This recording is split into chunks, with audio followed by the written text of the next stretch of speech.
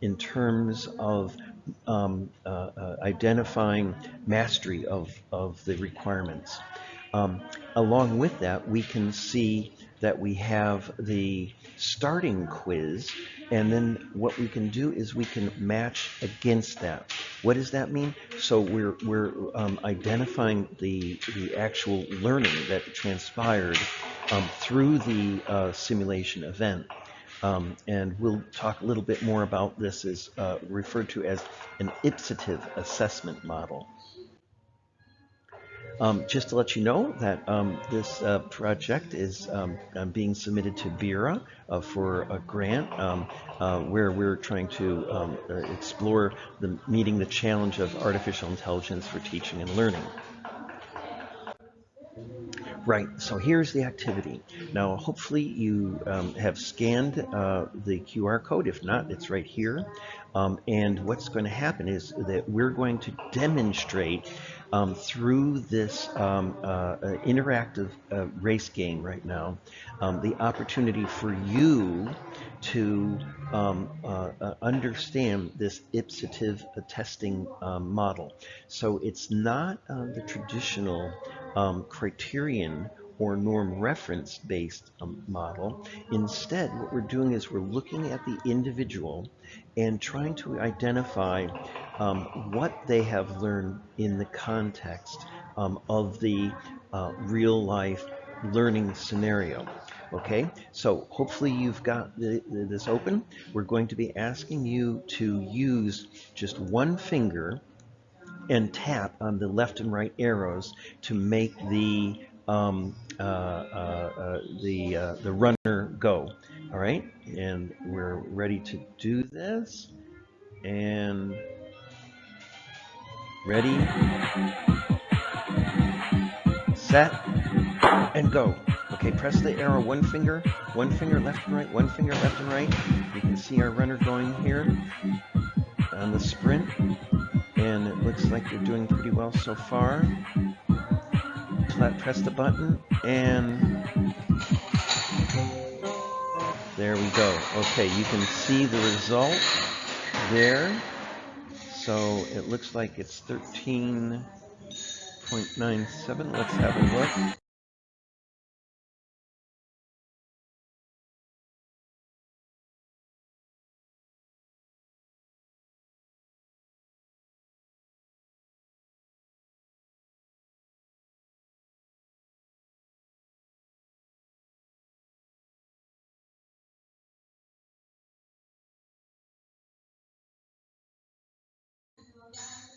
Yes, so we came in, fifth place for our first run, and the time was 15.04. Okay, so that's an example of doing an interactive video game as part of the learning process.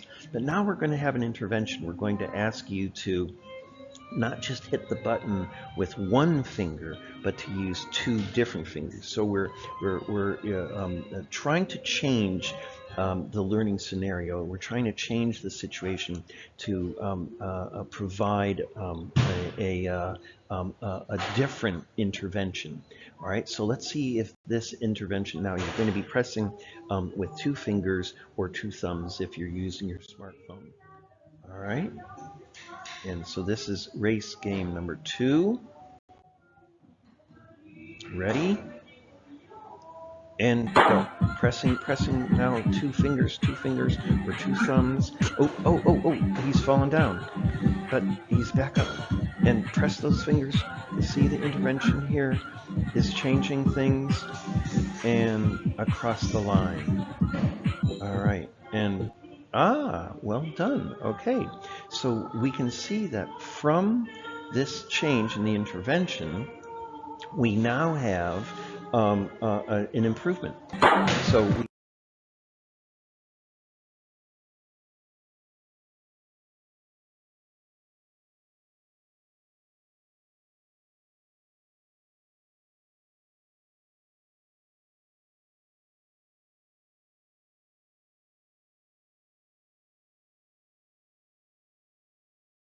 we have increased our time from before for 15 seconds down to 13 seconds by modifying our learning experience. So if we're looking at this, then we as an assessment model, the way that we are evaluating the experience say, of going through a learning simulation. Um, um, there are different ways of appraising or assessing the result of that. So what we can do is we can look at an external criteria, and we can say, well, based on our time, um, uh, where do we stand, say, against the world record, 9.58 from Bolt, okay? Or the Olympic record, again, by Bolt at 9.6 seconds. So we're quite a way off from that as a standard. But in this case, this particular course that we're running on, the track record is by Joe Bloggs at 9.9 seconds. But another way of looking at this is to say, with this ipsative model, we're looking at this from an internal criteria. So what we're doing is saying, um, um, can we have a personal best? So the very first time that we ran, we did it in 15 seconds, and you could see that that was our benchmark. Could we improve? Also, we're looking at the other people in that cohort. So again, putting this in the context of our learning simulation, how are we learning with reference to the other people in that role-playing group? So in this case, what was our ranking, what was our place within that group? So what we're trying to do is to look at that intervention.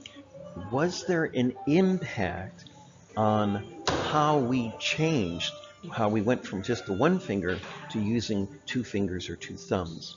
So this is an innovation for developing healthcare professionals in a training scenario by using a blended learning approach along with augmented reality as well as artificial intelligence.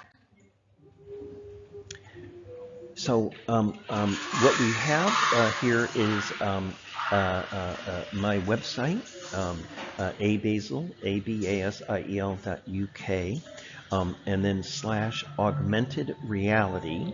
You can scan this, go to the website, and there's a little survey at the end that we'd like to ask you to do. Along with that, we have a post-session activity, which is a mind map using the Klaxon shared space environment. So if you use the QR code in the bottom right, or go to the web link europa.klaxon.com, join /YJRTAE5, you'll be able to add some blocks to our mind map to help us identify the various elements for this learning and training model. I'd like to thank you all very much for participating, and if you have any questions, we'll be happy to take them at this time. Otherwise, thank you, and please do contact me. Bye now.